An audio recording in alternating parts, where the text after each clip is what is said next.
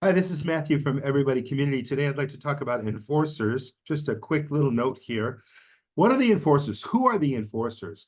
Well, when it comes to a war, when it comes to a police action, when it comes to the rich and powerful or those that are in charge enforcing something they want to do to the citizens of a country or a group of people, they use the enforcers.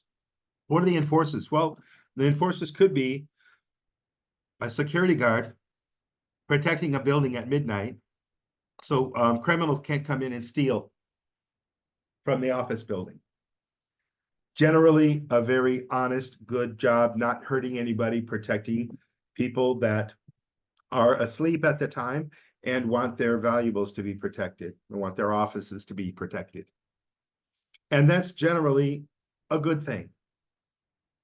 When can enforcement be a bad thing? Well, one of them is when sometimes the police become bullies and they really break into a home.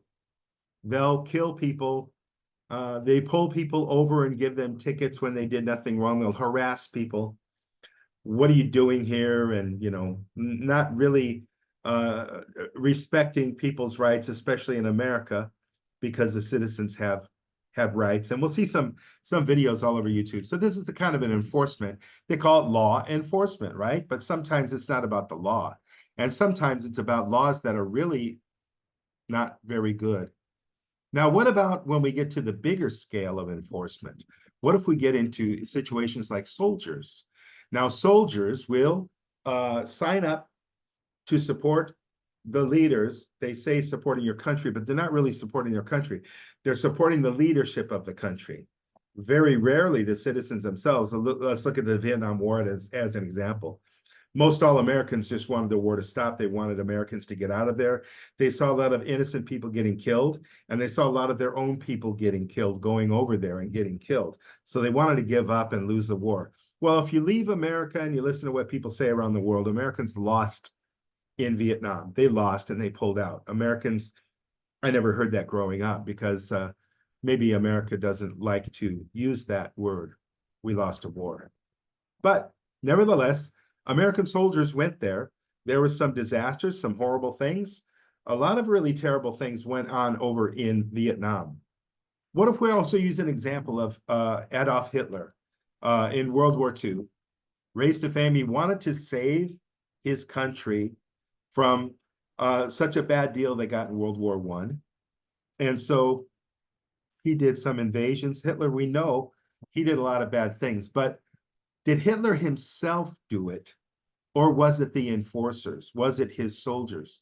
How much power would Hitler have by himself to go out and, you know, kill homosexuals or kill Jehovah's Witnesses or kill Jewish people or put them in prison or starve them and things like that? What about the IDF right now? What is the IDF doing in Palestine? Well, there's a mass starvation going on. Today's March 21st, 2024.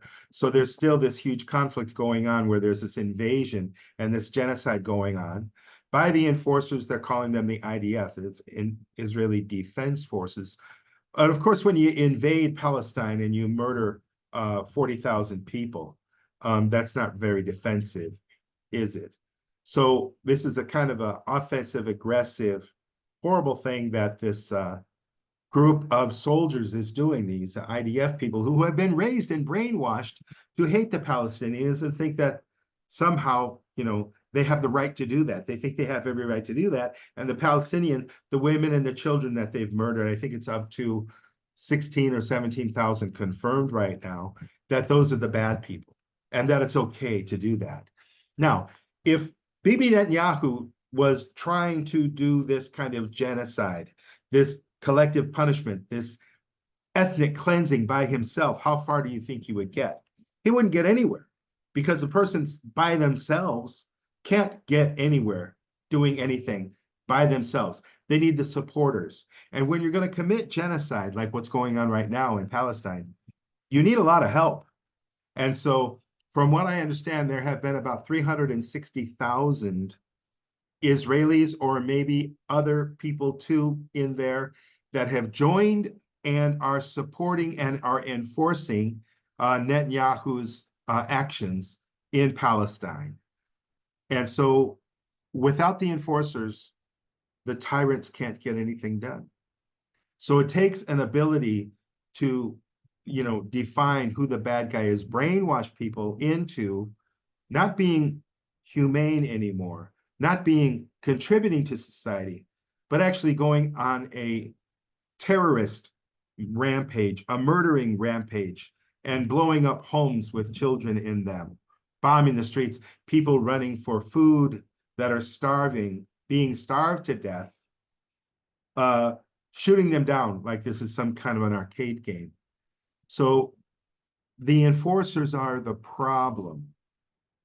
Now, if you're defending your home, it's not really called enforcement, is it? If somebody comes into your town and they want to take over, and you want to defend yourself, or you and your community, you want to defend yourself, that's not really enforcement, because you're not enforcing a law.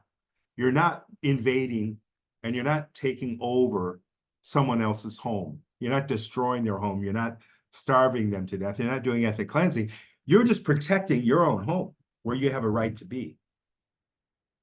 So enforcement pretty much all the time has to do with following probably some pretty bad advice, some pretty bad orders from a tyrant, from a horrible terrorist person who's taking the lead. And I think we can see that that's happening right now in Palestine, that there's the leadership that is using these enforcers that have been mind controlled to the point to where they think it's okay to ridicule the people that they kill, to kill women and children, to even say that the children are evil and terrorists because that's what they're going to grow up to be. Which, if you've ever heard of,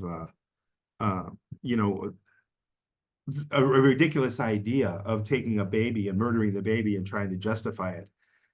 If you want to have enforcers, you got to brainwash them. You got to control the information that they get. But I would never be an enforcer. I would never do that. And I hope you would never do that either. And I hope you mothers out there that have children that are serving in the armed forces, you better be damn sure that these kids of yours, these kids that you raise, that you're so proud of, that they're not enforcing the rules, the horrible policy and the evil of a tyrant. We all have the right, what we're going to do with our own bodies, with our own energy, with our own time, with our own focus.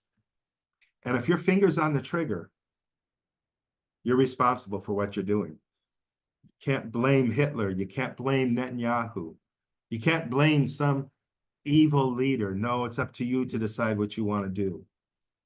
And if you're killing innocent people, if you're invading their country, you're one of the evil enforcers. You're one of the supporters of tyranny. So think about that and be aware of that.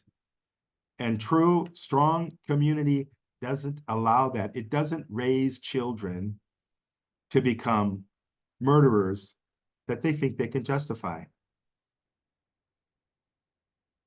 It's all about compassion. It's all about understanding. It's all about working things out as human beings, not as homicidal maniacs. Thanks for watching. Like and subscribe.